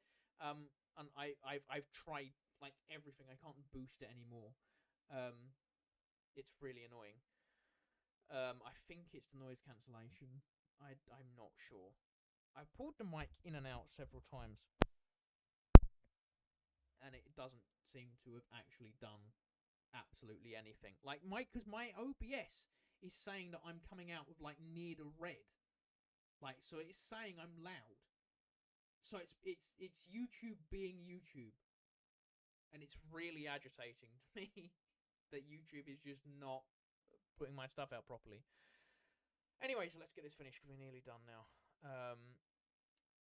I'm kind of think I'm gonna stick him where I have. At the beginning of Peter's reign, Russia was backwards by comparison to countries in Western Europe. His backwardness was inhibited foreign policies, and even put Russia's national independence in danger. Peter's aim, therefore, was to overtake the developed countries of Western Europe as soon as possible in order to both promote the national economy and ensure victory in his wars for the access to those seas, breaking the resistance of the boyars or members of the ancient landed aristocracy, and the clergy severely punishing all opposition to his projects. He initiated a series of reforms that affected the course of 25 years, every field of national life, administration, industry, and commerce, and technology, and culture. There's a little statue of him. The towns. At the beginning of Peter's reign, there was already some degree of economic differentiation between the various regions of Russia, and the town's artisans were establishing small businesses, small-scale production, and was expanding. Industrial plants, factories ran out, and both hired workers self-employed. There was thus the bourgeoisie, there's that little Russian word, which benefited considerably from Peter's plans for the development of national industry and trade, and the reform of the urban administration was particularly significant. A decree in 1699, by a decree of 1699, town people, artisans, and tradesmen were released from subjugation to the military governors of the provinces, were authorized to elect municipalities of their own, which would be subordinated to the Moscow municipality of Ratchua, the council of the great merchant community of the capital. This reform was carried further in 1720 with the establishment of the cheap magistracy in St. Petersburg, to which the loyal town magistrates and the elected municipal officers of the towns, mayors, the burmistry, councillors, or ratmani, were subordinated. All townspeople, meanwhile, were divided between regulars and commons, the inferiors. And the regulars were subdivided between two guilds, first comprising rich merchants and members of liberal professions, doctors, actors, and artists. How do doctors fit into that? Okay. And the second comprising artisans classified according to their vocations. A small tradesman, a merchant, belonged to the first or the second guild according to the amount of his capital, and those who were manufacturers had special privileges. Coming under jurisdiction of the college, manufacturers,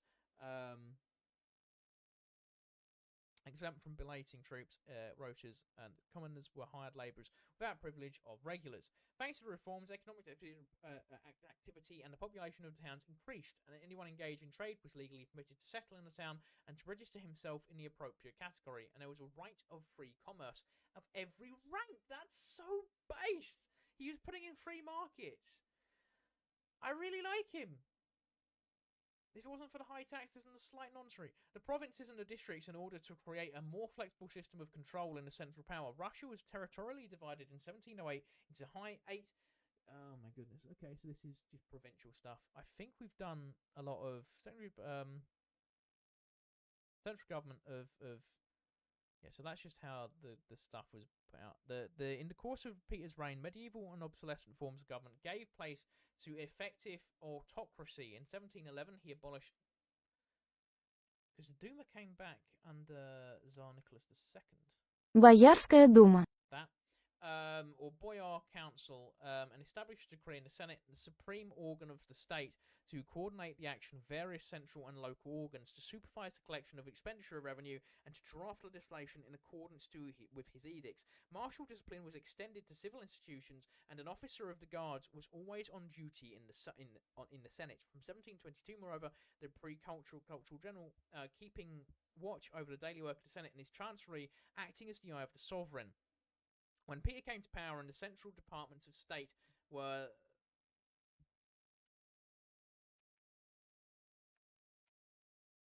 Приказы. or offices, of which there were about 80, functioning in a confused and fragmented way. To replace most of this outmoded system, Peter in 1718 instituted 9 colleges, or boards, number of which was by 1722 expanded to 13. Their activities were controlled on the one hand, but the general regulation, and on the other, by particular regulations for individual colleges. Indeed, this was strict regulations for every branch of state administration. Crimes against the state came under the jurisdiction of the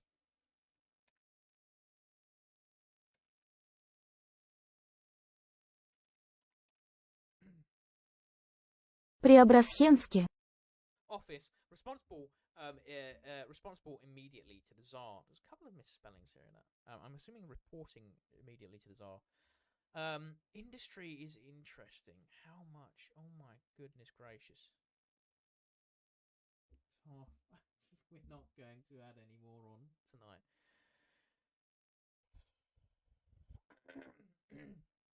Okay, let's get through this. Industry. The second purpose of Peter's Grand Embassy was Western Europe in 1697, to obtain first-hand acquaintance with advanced industrial techniques and the essentials of his Great War against Sweden. From 1700, made the industrial development an urgent matter in order to provide armaments to his and to build his navy. Russia had virtually no warships at all at this time. Metallurgical and manufacturing industries on a grand scale had to be created, and Peter devoted himself to tirelessly meeting these needs. Large capital investments were made, and numerous privileges were accorded to businessmen and industrialists. See, British government, it's that easy. The privileges included the right by peasant serfs for labour in. Maybe that bit's a bit dodge. As a result. A class of enlisted serfs became into existence, living in specified areas and bound to the factories. That's not very based. He started off good, and he's got a bit dystopian. The methods of other countries were further studied, and foreign experts were invited to Russia. Overall, the result was satisfactory. The army and navy were supplied with the material needs, and a great number of manufacturing establishments were founded, mainly with serf labour. A metallurgical industry was so advanced that in the middle of the 18th century, Russia led Europe in this field. And the foreign trade turnover was increased sevenfold, and then Russia would end up turning into a backwater by the 20th century. Communism. The armed forces, Pierre established a regular army on completely modern lines, so it's very much, ironically, like Philip Alexander's dad. It's a very similar figure. Completely on modern lines. Is it dystopian or is it the guilds? I don't know. Is it? I see. When I say guilds, my brain thinks of like Elder Scrolls guilds, like Thieves Guild, Fighters Guild, Mages Guild. Like that's where my brain goes. Russia in place of the unreliable militia and the musketeers of the gentry. While he drew his officers from the nobility, he conscripted peasants and townspeople into the other ranks. Service was for life. The troops were equipped with firearms and bayonets of Russian make. Uniforms were provided and regular drilling was introduced. The artillery, obsolete cannons were replaced with new mortars and guns designed by Russian specialists or even Peter himself. He was making his own cannons! Oh, bro, aside, if he didn't do those few dodgy things, he would be like the legendary Tyr. The army regulations of 1716 were particularly important and required officers to teach their men how to act in battle, to know the soldiers' businesses from the first principles, and to not cling blindly to rules, and to show the initiative in the face of enemy. For the navy, Peter's reign saw the construction within a few years of 52 battleships and hundreds of galleys, and the other craft. Thus, a Baltic fleet was brought into being. Several special schools prepared their pupils for military or naval service, and finally enabled Peter to dispense on foreign experts. Okay, we're nearly done. I'm just trying to read over this, and then we'll go to my final verdict, and then I'll probably finish live. From 1st January 1700, Peter introduced new technology, making Russian calendar to conform with. This is why we got the old style. To conform with European usage with regard to the year, which in Russia had been numbered the creation of the world.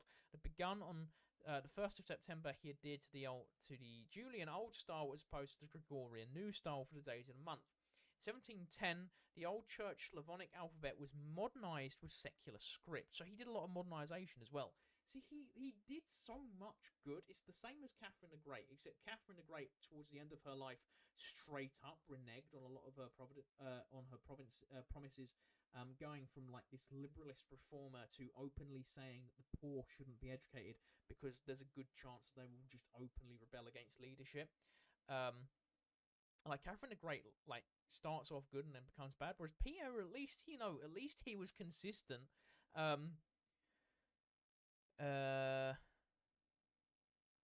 Alphabet was modernized to secular slipped. Peter was the first ruler of Russia to sponsor education on secular lines and bring an element of state school, complete opposite of Ferdinand I was reading about. Various secular schools were opened, and since too few pupils came from nobility, and the children of soldiers, officials, and churchmen were admitted to them. In many cases, compulsory service to the state was preceded by compulsory education for it. You will learn your timetables. You will learn them. Russians were also permitted to go abroad for their education, and indeed were often compelled to do so at the state's expense. The translation of books from Western European languages was actively promoted. The first Russian newspaper, called Records, or in Russian, Ведомости. appeared in 1703. The Russian Academy of Sciences was instituted in 1724. Beside his useful measures, Peter often enforced superficial Europeanization rather brutally. For example, when he decreed the beard should not be shorn off and Western dress worn, he personally cut the beards of his boyars and the skirts of their long coats.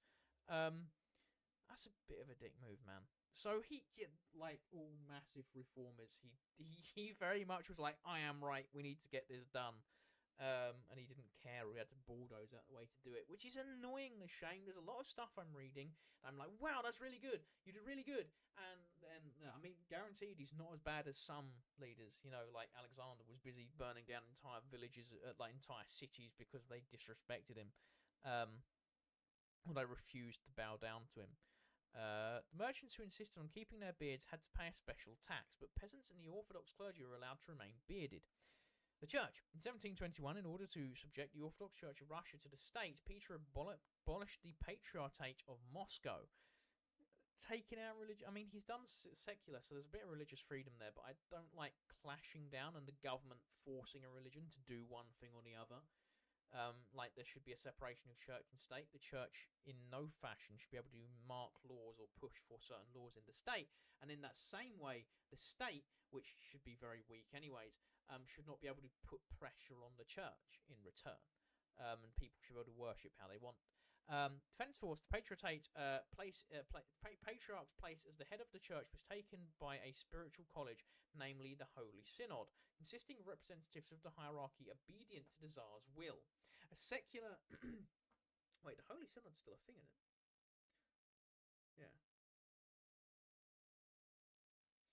Yeah. A secular official, the Ober... I wonder if there is a name for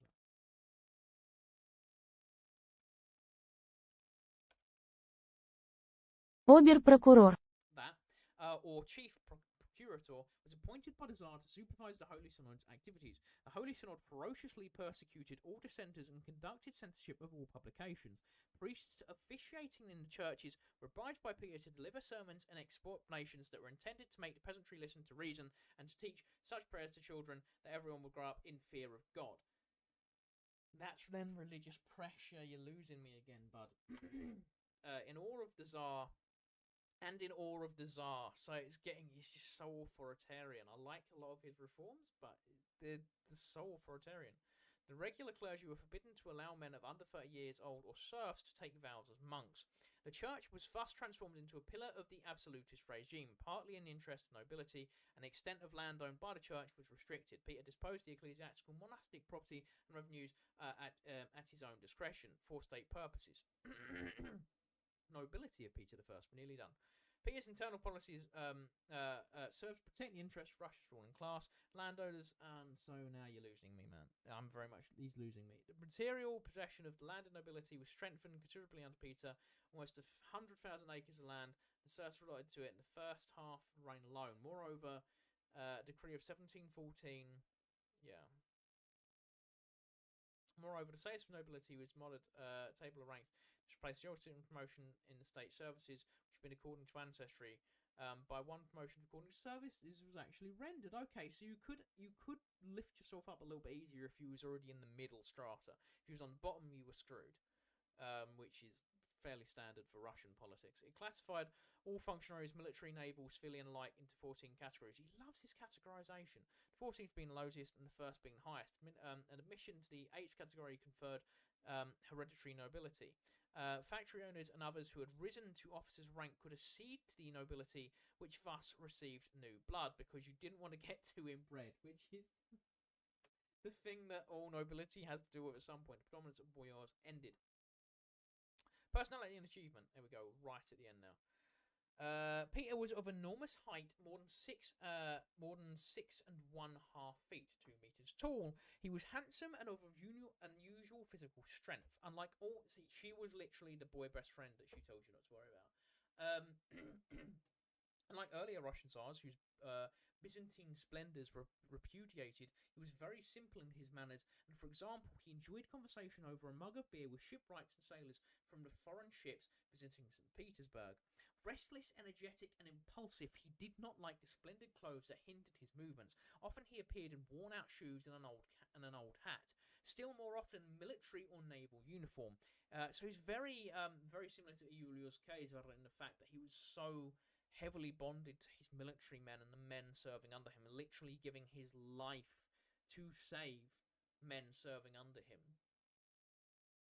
He was fond of merrymaking and knew how to conduct it. Though his jokes were frequently crude, and he sometimes drank heavily and forced his guests to do so. He's literally that guy. Go on, one more drink, go on, one more shot. Just a man who did not tolerate dishonesty. He was terrible in his anger and could be cruel when he encountered opposition. In such moments, only his intimates could soothe him. Best of all, his beloved second wife, Catherine, whom frequently asked to intercede with him for them. Sometimes Peter would beat his high officials with his stick, from which even Prince A.D. Meshenkov, his closest friend, received many a stroke. One of Peter's great gifts of statesmanship was the ability to pick talented collaborators for the highest appointments, whether from the foremost families of nobility or from far lower levels of society.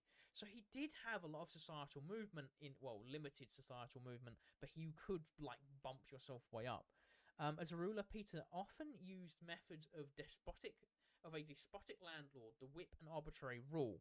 Yeah, he always acted as an autocrat, convinced of the wonder working of power of compulsion by the state. Yet with his insatiable capacity for work, he saw himself as the state's servant, and whenever he put himself in a subordinate position, he would perform his duties with the same conscientiousness that he demanded of others. So, we'll get to the end and I'll give my verdict. He began his own army service in the lowest rank, required others likewise to master their profession from its elements upwards, and to expect promotion only for services of real value. Peter's personality left its important imprint on the whole history of Russia. A man of original, because every Russian leader after him, Putin, has tried to copy him. A man of original and shrewd intellect, exuberant, courageous, industriousness, and iron-willed, he could soberly appraise complex and changeable situations so as to uphold consistently the general interests of Russia and his own particular designs. He did not completely bridge the gulf between Russia and the Western countries, but he achieved considerable progress in the development of the national economy, trade, education, science and culture, and foreign policy. Russia became a great power, without whose concurrence no important European problem could thenceforth be settled. His internal reforms achieved progress to an extent that no earlier innovator could have envisaged. Right. I'm going to keep him where he is. After all that, I'm going to keep him where he is. Because he's an incredibly complex figure. And the impact he had on history in a positive manner cannot be understated. He also, the taxation, the horrific stuff he did. So I think he's going to sit in S tier, and I'll happily sit him there. Compared to Ferdinand, who can suck a donkey's left nut. But yeah. Any last questions before I disappear? I know my verdict was short. We all knew where he was going to sit. But yeah. Any last? If anyone's still watching, my voice is about to give out, so I'm going to disappear. We did go for 2 hours, which is good news to everyone. Right. Let's save this all again. Great tier list. App 2. Save. And there we So we're so far, we're pushing through. We did 2 whole figures today. But yeah, thank you all so much for watching. And yeah, this was a good one. I'm enjoying doing this series. It's fun to do, and it's fun to learn about it with you all together. And maybe we will do a Fallout live stream as was discussed. But for now, I hope you all enjoyed. Thank you all for watching, and I'll see you in the next one.